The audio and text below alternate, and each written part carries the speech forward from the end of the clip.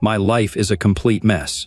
Right after I got back from work, my wife Lisa, who I've been married to for 12 years, began yelling at me. I was scared of this happening, but I knew it would eventually. To be completely honest, my wife had every reason to be mad at me. I was having an affair. However, to defend myself, she was also unfaithful, and she started it at least 6 months before I did. Even though I've known about Lisa's unfaithfulness for a long time, it seems like she just found out about mine. When I opened the front door, Lisa yelled at me, calling me a terrible name. From that moment, our conversation only got worse.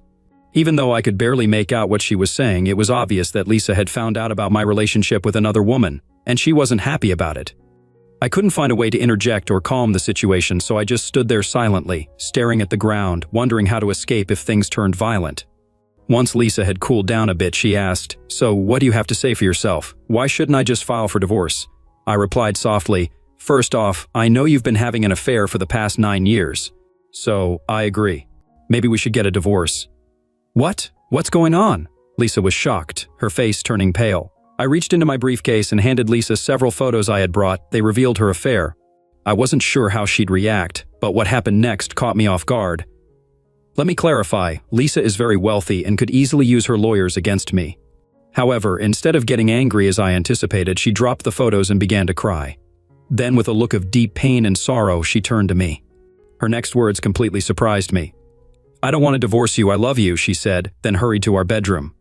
Her response left me stunned, and even more puzzled than usual. Lisa is the most beautiful woman I've ever known. I never imagined, not even in my wildest dreams, that we'd end up together. And when we did get married, I expected Lisa to grow tired of our relationship, and me, within a year or two. In our marriage, there was this funny thing about Lisa's family being super rich and insisting on a prenup. Naturally, I agreed, but there was one clause that almost made me walk out. Lisa wanted it in writing that we wouldn't have any kids, and after some thinking, I went along with it. But by the end of this tale, I ended up with 4 children. Can you believe how messed up my life is? Let me give you some background. Lisa Gra is my wife, and I'm David Todman. She didn't take my last name because her family runs a top-notch perfume company, Gravois Scent, and her name is a big deal in that world. Since she's a part owner, it made sense for her to stick with her maiden name. I wasn't thrilled at first, but it's worked out. Okay, over the years. Because we kept our own last names, a lot of folks don't even realize we're married, which gives me some privacy.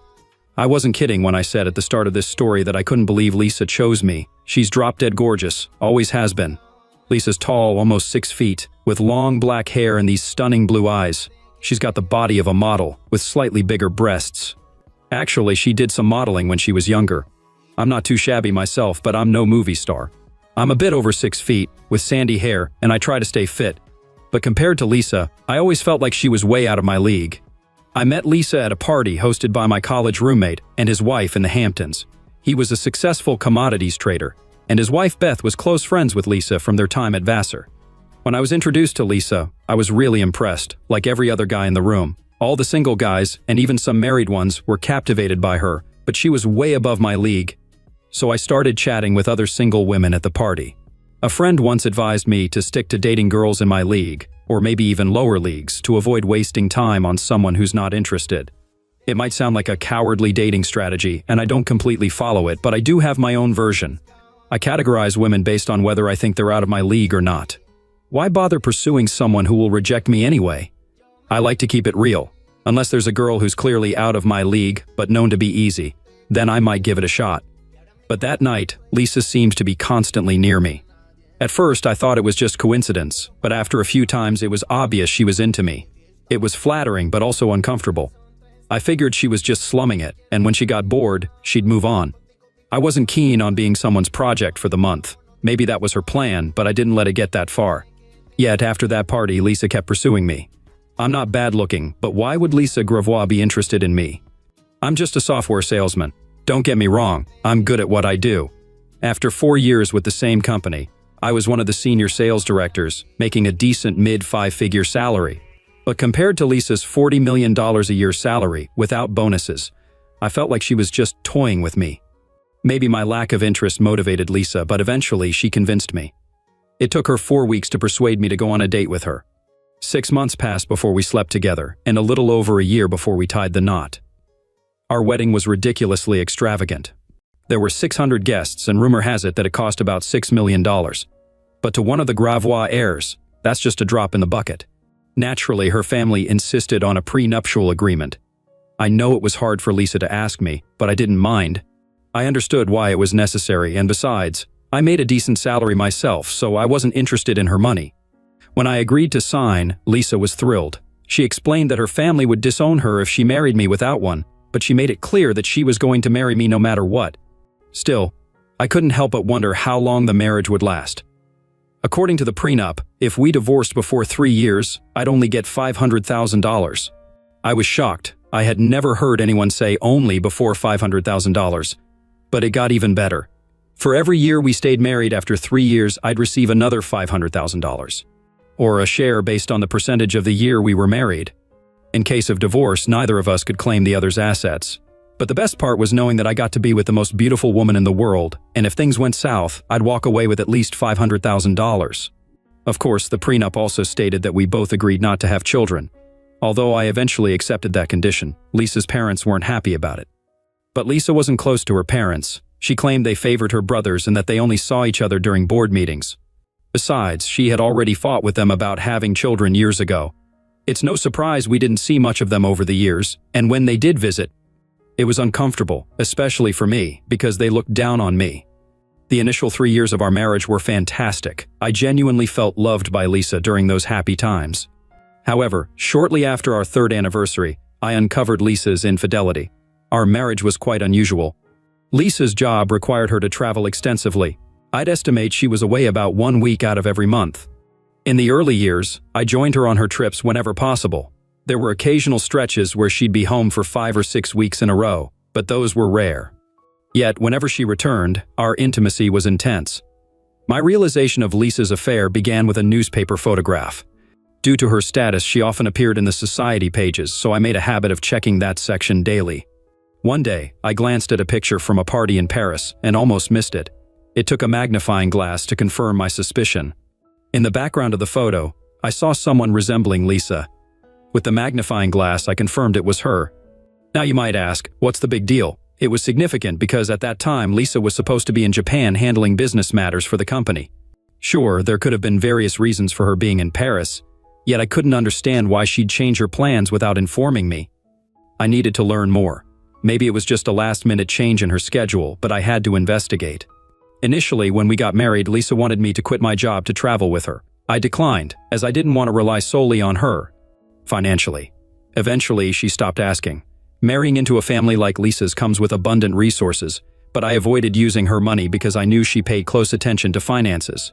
Instead, I used my own checking account, where my salary was deposited, mainly for buying Lisa birthday and Christmas gifts. It's not easy shopping for someone who seems to have everything. It bothered me tremendously, keeping me up at night and affecting my appetite. I felt compelled to find out what was going on, so I dipped into my personal funds and hired a private investigation firm. I made sure to choose a firm that the Gravois companies had never used before, one that had a good reputation from St. Louis. After spotting the photo in the paper, I noticed Lisa's schedule had her traveling much more than before. With the new schedule, she was away for about 2 weeks each month. However, I was puzzled because our intimate life remained strong. Lisa always appeared genuinely upset when she left for her trips and ecstatic upon her return. At times, I almost convinced myself I was being paranoid. About a month later, my suspicions were confirmed. I received the report from the private investigator, along with the painful photos. It was a new level of anguish for me. The report identified Lisa's lover as Gerard, whose family was deeply involved in banking across Europe. Gerard was the president of the family holding company. Gerard and Lisa had grown up together, and there was once speculation they'd marry. However, they split, with Lisa marrying me and Gerard marrying a woman named Teresa Apos from Greece, whose father was heavily involved in shipping. Gerard and Teresa had 3 children. According to the report, Gerard and Lisa ended things because he desired children, which Lisa adamantly opposed. Gerard's family threatened to disinherit him if he agreed to Lisa's childless condition. Additionally, the report revealed that Gerard's wife had passed away 6 months prior, leaving him free to pursue a relationship with Lisa. For 5 days, I wandered around feeling down, trying to figure out what was happening. It was clear that Gerard was Lisa's first love, and it seemed they had reignited their romance. I couldn't understand why Lisa hadn't initiated a divorce. It was all confusing because, whenever she returned home, Lisa showered me with affection. If I didn't know better, I'd think she loved only me. Not only was Lisa genuinely excited to see me, but our intimacy was incredible. You're starting to see how messed up my life was, and it was about to get worse. My initial reaction to the investigator's report was to confront Lisa and end our marriage. But after much thought, 3 reasons stopped me. First, I still loved Lisa. And when we were together, it felt like she loved me too. Second, our physical relationship was amazing. Lastly, there was the prenuptial agreement.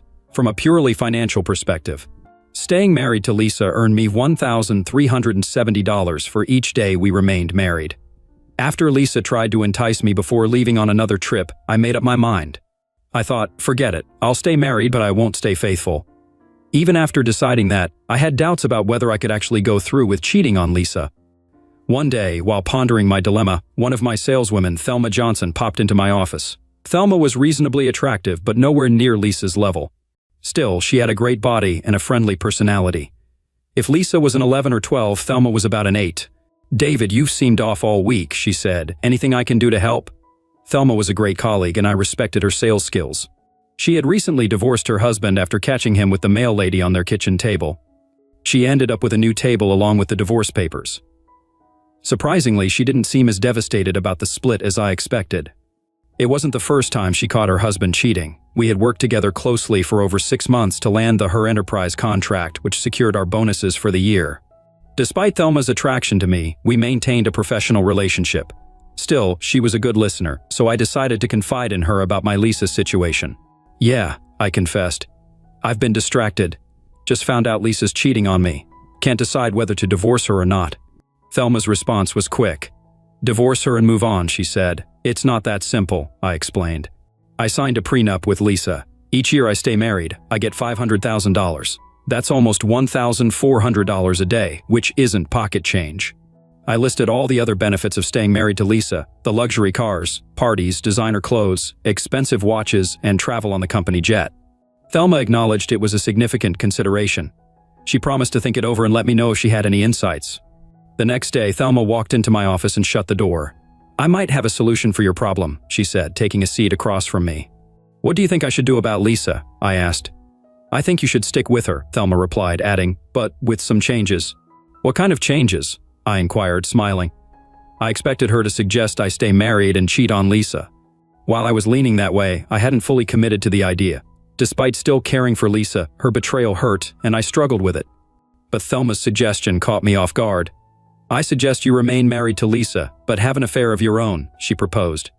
I raised my hand to pause her. "I've thought about that already." "No, my plan goes beyond that," Thelma interjected. "Let me explain fully before you kick me out." "Sure," I agreed, signaling for her to continue. "Go ahead." "David, I think you're struggling with this decision for 2 main reasons," Thelma started. "Firstly, despite what Lisa did, you still love her deeply. You can't picture life without her. And secondly, while you've considered having affairs, it doesn't fulfill a crucial desire of yours. You've mentioned wanting children. Having affairs won't satisfy that longing.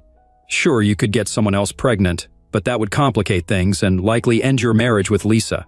"I agree with all that," I chimed in, "but I'm not seeing how it helps me solve my dilemma." "I believe I can offer a solution," Thelma said, smiling warmly. "What are you suggesting? You become my mistress?"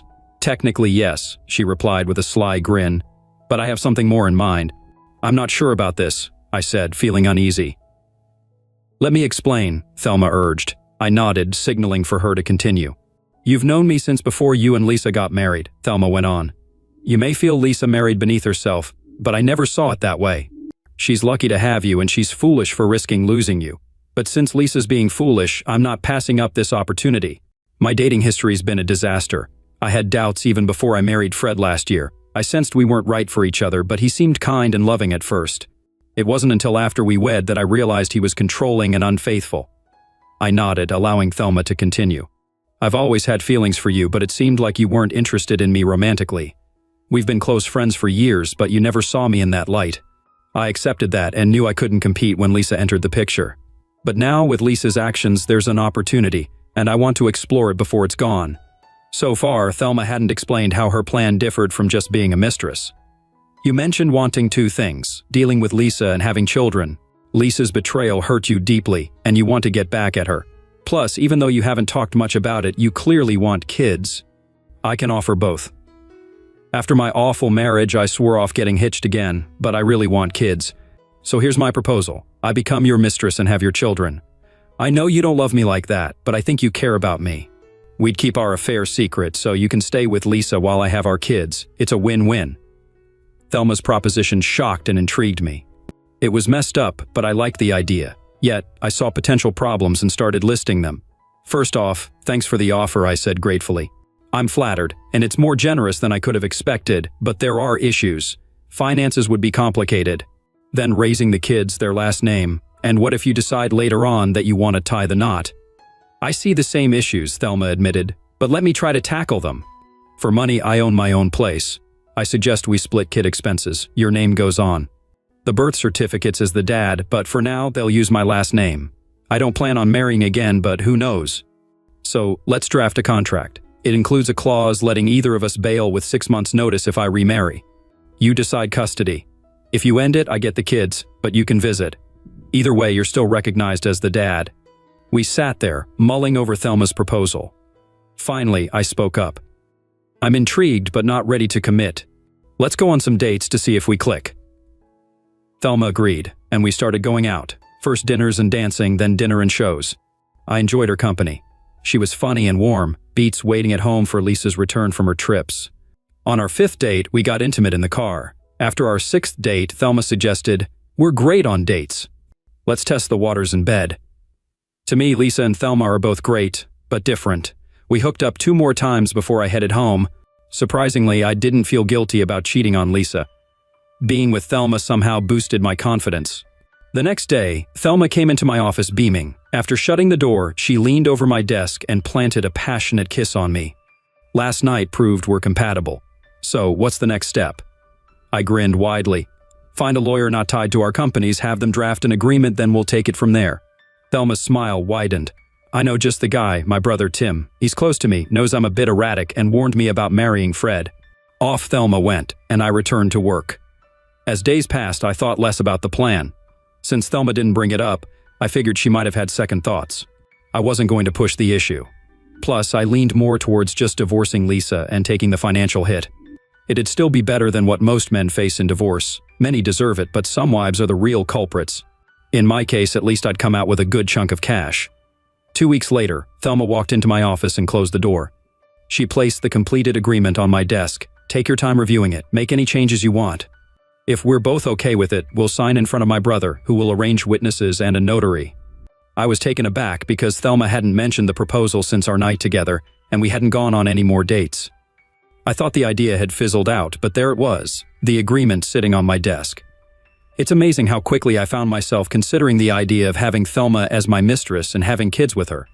Again, Thelma's brother covered everything thoroughly, even things we hadn't thought about. One thing that stood out was what would happen to the kids if something happened to either Thelma or me. That sent a shiver down my spine. Tim's solution was clear-cut. If Thelma passed away, Tim and his wife would raise the kids if I stayed with Lisa. If I wanted to. Acknowledge them later, they'd be mine. If I chose to stay with Lisa, I'd still have full access to any kids Thelma and I had. If they didn't already know, they'd be told I was their dad. If I passed away, the kids would take on my last name, and my estate would go to them, managed as a trust until they turned 25. I was still mulling over my decision when Lisa mentioned on a Monday that her travel schedule would increase the next year. That sealed it for me. The next day, I asked Thelma to set up a meeting with her brother. The meeting with Tim was strictly business. Regardless of his personal thoughts on the agreement, it was clear he cared for his sister and wanted her happiness. "David, you're one lucky guy," Tim said, shaking his head. "I've seen pictures of your wife and she's stunning, and my sister's no slouch either." Man, I'm jealous. I chuckled at Tim's words, but Thelma shot him a look. "Tim, Gloria's beautiful, and you're lucky to have her." "I know, sis, but it'd be great if my secretary offered a deal like this," Tim joked, then quickly added, "I'm kidding. Gloria is more than enough for me." Thelma seemed content, flashing a smile. We refocused on the agreement. One clause outlined scheduling our intimate moments for when Lisa was away, but we adjusted it early on to align with Thelma's fertile days. That first night, Thelma looked stunning in her teddy. Her figure was curvy and inviting. Both of us were eager. At work, Thelma and I remained strictly professional. She informed others that she was done with dating and planned to conceive through artificial means. 3 months later, she called to share the news of her pregnancy. We kept our bed life going during the pregnancy as much as possible. When Thelma went into labor, I regretted not being able to be there due to Lisa's presence at home. However, once it was feasible, I rushed to the hospital to meet Thelma and our son Gavin. 18 months later, Jennifer was born. Thelma then asked if she could be a stay-at-home mom, confident she had enough finances to last 5 years until both kids started school. I happily agreed, even covertly covering her mortgage and utilities. Although we hadn't planned for more children, Thelma became pregnant again during one of Lisa's trips when she miscalculated her fertile days. Worried about my reaction, she called tearfully to share the news. Instead of anger, I reassured her of my love for her and all our children. Scotty was born while Lisa was away on a trip, allowing me to be present during his birth. I was overjoyed, feeling like I was on cloud 9 for days afterward. Before our third child's arrival, Thelma and I agreed we shouldn't have any more kids. We flipped a coin to decide whether I'd get a vasectomy or she'd get her tubes tied. The coin landed on heads, so Thelma underwent the procedure. Things were going smoothly until Lisa's travel abruptly halted. This disrupted Thelma and my plans. It felt odd to consider cheating on Lisa when she wasn't involved with Gerard anymore. The situation was confusing. Previously, everyone seemed content, but now tensions were rising. Over time, both Lisa and Thelma grew increasingly frustrated with me. Lisa wanted us to spend more time together, feeling we had grown apart. Meanwhile, Thelma was upset because we hadn't been intimate for weeks. Despite still being with Lisa, guilt affected my performance. I felt trapped in a mess with no clear way out.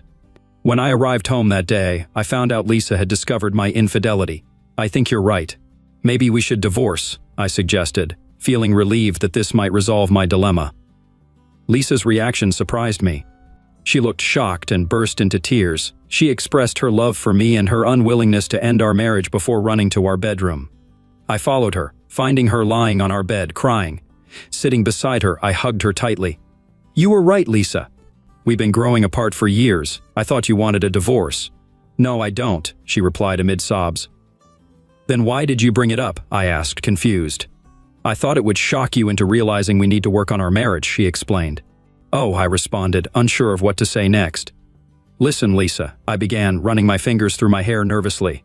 "I've known about your affair with Gerard for a while. I thought you two were ready to commit to each other." "Oh God, no," she gasped. "Why didn't you tell me?" "At first, I was hurt and planned to confront you for a divorce," I admitted. "But I realized it would hurt me financially, and that I still loved you. Then someone at work suggested another way." Lisa struggled to process everything. Until now, she had no idea I knew about her affair, just as I was unaware of hers. "So you have a mistress?" Lisa accused, tears streaming down her face. "You awful jerk, get out and leave me alone." This situation was becoming more surreal with each passing moment. I couldn't understand why she was angry at me for having an affair when she started one before me. I saw it as a chance to leave quickly and spend time with Thelma and the kids. I thought things couldn't get worse, but I was mistaken. When I got to Thelma's place, she practically pounced on me without giving me a chance to explain. She pulled me into the bedroom, and we had closeness twice in 15 minutes. Afterward, when Thelma calmed down, we finally talked. "I thought you lost interest in me," she said softly. "With Lisa around all the time, I thought you didn't need me anymore. I was worried sick about losing you." I then told Thelma about my strange encounter with Lisa and her emotional outburst. This made Thelma cry, and my head was spinning with confusion. "Why are you crying now?" I asked when she settled down a bit. "Because it's clear she's still deeply in love with you and will do anything to keep you," Thelma replied. "That doesn't make any sense," I argued. "She told me to leave, and she's been happily cheating for years. How could she love me?" "I don't know," Thelma sobbed, "but something has changed, and she wants to keep you. It's not fair. She tossed you aside, and I want you." Feeling lost, I kissed Thelma, made love to her again, and then went to sleep. We made love once more in the morning before I headed to the office, hoping to make sense of the chaos my life had become. But as they say, the best laid plans of mice and men often go awry. That became clear when I found Lisa sitting in my office, looking unhappy. "Good morning, Lisa," I greeted cautiously. "I don't recall you ever coming to my office before, so why are you here today?" "You know why I'm here," Lisa snapped. "We need to talk about your affair." I quickly closed the door and sat down. "All right, what do you want to talk about? First off, who is she?" "Her name's Thelma Johnson. She used to work for me. Wait, did you hire someone to follow me? No, a friend of mine saw you kissing her in a restaurant the other day. They tried to follow her after you kissed her passionately but lost her. Are you planning to keep seeing her? Oh boy, was all I could muster. Well, are you? Lisa pressed. You're not going to like what I have to say, but you need to hear it. After I spill everything, I think we'll both agree it's time for a divorce. Sadness washed over Lisa's face, but she nodded. If you hadn't stopped going on your trips, we wouldn't be having this talk, I started. What do my trips have to do with this? Lisa asked sharply. I already told you I knew about your affair, I said bluntly. You meet up with Gerard during your trips, so while you were away, Thelma and I got together. You know what's good for the goose is good for the gander. My attempted humor didn't land. I decided since you were cheating, I could too. I tried to keep it to when you were away, but we had extra sessions when Thelma was fertile so she could get pregnant. You have a child, Lisa shouted, jumping up. Lower your voice and sit down, I insisted. No, we don't have one child. We have 3. You know I always wanted kids and you didn't. After spending what felt like forever trying to get Lisa to respond, she finally said, I need some time to think about all of this. With that, she got up and left. I figured it wouldn't be long before the company lawyers had the divorce papers ready, maybe a day or 2. During that time, I decided it was best not to risk Lisa's anger, so I stayed with Thelma. That night with Thelma was a relief. And yeah, we had a wild time, and yeah, I enjoyed every moment of it. But the next morning, I got a call from Lisa at my office. I thought she was just calling to inform me about the divorce papers, but what she actually said was the last thing I expected. She wanted to meet Thelma and my kids. Listen, Lisa, I took a firm stance. I get that you're mad at me, and we can debate whether it's justified, but I won't let you involve my kids in this mess. And I definitely won't let you mistreat them or Thelma. David, she said calmly, I promise on everything that's holy, I won't do anything to harm, insult, or disrespect your kids, Thelma, or you. I genuinely want to meet your kids, and I really need to talk to Thelma. I'll even have a qualified nanny to watch over the kids while we talk. After our meeting, if you still want the divorce, I'll stick to our agreement. I thought about it for a moment and figured meeting with Lisa might be the quickest way to settle everything. But I made it clear that if Lisa did anything to upset my kids or Thelma, things would turn ugly fast. All right, let me check with Thelma, I said. If she agrees, when and where do you want to meet? How about at our house tomorrow morning at 10? Thelma wasn't thrilled about the idea of meeting Lisa. She was worried that seeing them together would make me realize how much better Lisa was. I just brushed it off and told her it was the quickest way to get the divorce done and dusted. The next day, I drove Thelma and my 3 kids to my house with Lisa. Thelma seemed overwhelmed by the size of the estate, but the kids were thrilled about the swimming pool, game room, and ice cream bar I promised them. Instead of walking in as usual, I rang the bell. It was surprising when Lisa answered the door, as there were usually servants around during the day to do that. David, Lisa greeted with a smile. You don't need to ring the bell to come home. I wasn't sure what kind of welcome I'd get, I admitted timidly. Lisa introduced us to Helen, the nanny, who seemed friendly. Helen will take the kids to the pool. We'll be in the kitchen where you can keep an eye on them. In the kitchen, Lisa offered us drinks. I wanted a scotch but opted for Pepsi given the circumstances. Thelma chose water while Lisa poured herself wine. I couldn't help feeling it was unfair. If I'd known there would be alcohol, I would have ordered differently. Thelma, Lisa began, David told me you've been together for about 8 years. We've spent as much time as we could, Thelma replied nervously. David insisted we only meet when you were away on trips, but he'd often stop by for an hour or 2 to see the kids and attend their events. Lisa shot me a strange look. So you've been happy with David, don't you want a full-time husband?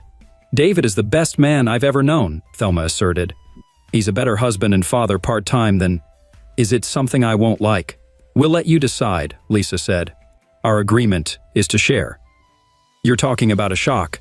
I had come expecting to sort out the divorce details with Lisa, but now I was being told that both women wanted to share me. I'm not sure about this, I said, moving my chair back a bit.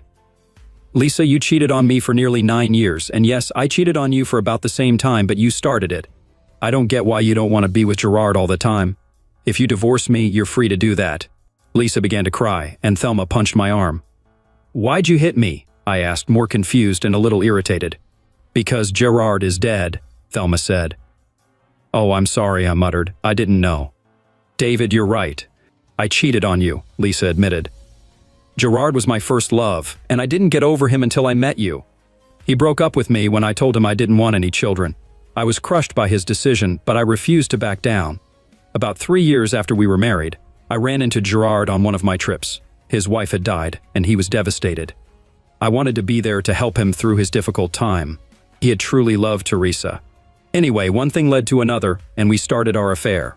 Yes, I did love Gerard, but I loved you every bit as much as him, maybe more. At the time of Gerard's massive heart attack, he was pressuring me to divorce you and marry him.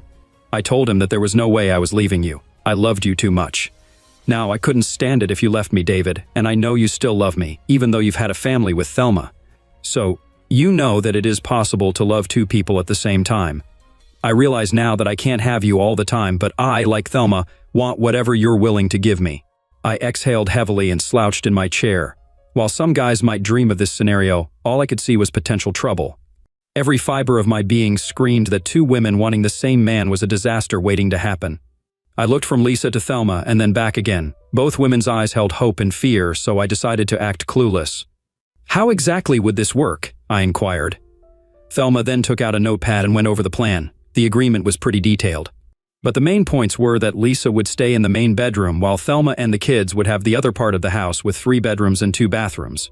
I'd spend Monday, Wednesday, and Friday nights with Thelma and Tuesday, Thursday, and Saturday nights with Lisa. Sundays, I could sleep wherever I wanted. Just because I'd sleep with one woman didn't mean we'd always have closeness. That would be up to each couple. But if one of them wasn't up for it, I couldn't go to the other. There were more rules, but that was the gist of it. I said I needed time to think. I wasn't sure about the whole thing, but both of them said it was either sharing or nothing. I wasn't entirely convinced. I thought maybe one of them would want me full-time, but then I started worrying. What if they were serious? Would I lose both of them anyway? I had a trip planned for the next day, so I said I'd decide when. I got back. Surprisingly, I managed to work despite having this huge decision hanging over me. But on the flight home, after finalizing a deal, I realized I'd already made my choice. I agreed to the arrangement. Thelma went to her brother to draw up the new agreement. He was shocked when he heard what it was about. After Thelma explained it, his first reaction was, "Holy crap, David, I hate you so much." I knew he was joking, so I joked back. "You could get a mistress yourself," I suggested, and got a smack from Thelma. "I wouldn't dare," Tim confessed, or Gloria would end me. The agreement seemed to be going fine until around 7 months in. I can't say my bed life has gotten a lot busier, but it's more consistent now. I'm having closeness at least 3 times a week, sometimes even 4 or 5. Since there was a nanny to watch the kids, Thelma came back to work at my office. At first, Lisa wasn't too happy about it, but she made things work by hiring Thelma with a higher salary and better benefits. Now Thelma works for Lisa and seems pretty content. About a week before the 7-month mark, both women caught me as I got home from work. They said there was an issue with the agreement that needed to be changed. I'm thinking, oh great, what now? Can my life get any more messed up? Turns out it could. They sat me down at the dining table and Lisa got straight to the point. "David, I want to have a baby." I was baffled, but then again, confusion had become my usual state of mind living with these two. I never would have guessed in a million years that Lisa would want to talk about having a baby. "I know I said I didn't want kids," Lisa admitted softly, "but seeing how happy you are with yours and how much they love you, I want that too." What could I say? All I managed was, okay, and apparently that was the right answer because both of them were thrilled, hugging and kissing me. But then Lisa dropped the bomb. "Also, David, Thelma and I have talked. We think it's best if I'm not married to you anymore." Now I was in panic mode. It sounded like they wanted me to get Lisa pregnant and then kick me out. I knew they were close, but I never expected them to fall for each other and want to kick me to the curb. "I want to make sure I understand," I said, turning to Lisa. "You're asking me to get you pregnant and then you both want to kick me out? That's not something I'm interested in. If you want me gone, just say the word, and I'll leave peacefully. But if you think you're going to keep me from my kids, you've got another thing coming." Thelma's voice shot up 3 octaves. "What? No, David, you've got it all wrong." Lisa rushed to explain, her face turning red. "I didn't explain it properly." "We don't want you gone, David," Thelma chimed in, rushing to hug me. "I love you more than anything. It would devastate me if you left." "I feel the same way," Lisa added, tears streaming down her face. "Well then, I'm completely lost," I said, frustrated. "I need a drink." I didn't care if it wasn't part of the plan. "I think we could all use a drink," Lisa said, taking my hand. "Once we're calm, I'll try to explain better what we want, but David, know that we'll respect whatever decision you make." "All right, Lisa," I said after downing my first scotch. "Start with the baby. Are you sure about this?" It's a big change for you. Having another baby wasn't something they discussed before, but seeing Thelma and I having fun with our kids must have stirred something in Lisa. Eventually, she felt a strong desire to have a child of her own. This meant we needed to adjust the agreement to let Lisa spend more time with me, especially when she thought she might be able to conceive. When we told Tim about the new change, he nearly choked. He kept saying how much he hated me until I reminded him what it was like with a newborn. It took 4 months, but eventually Lisa became pregnant and gave birth to a beautiful baby girl named Charlotte. She inherited her mother's eyes and my smile.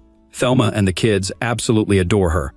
As for the proposed divorce, it was just another twist in my chaotic married life. When Lisa mentioned not being married to me, it was just another part of the constant changes in our agreement. Specifically, Lisa wasn't suggesting an immediate divorce, nor was she suggesting a permanent split. During one of their many talks, Thelma expressed concern about the stigma her kids might face for being born out of wedlock. Lisa agreed and proposed a solution. With her substantial wealth, she could practically buy anything. The new plan involved me divorcing Lisa after our child was born. Then, I would marry Thelma, but Lisa would arrange the paperwork to show that we were married when our kids were born. Later, Thelma and I would divorce, and I would remarry Lisa. If you're confused, imagine how I felt. Some of you might be thinking about the financial aspect of the prenup. Honestly, it never crossed my mind, but Lisa had it covered.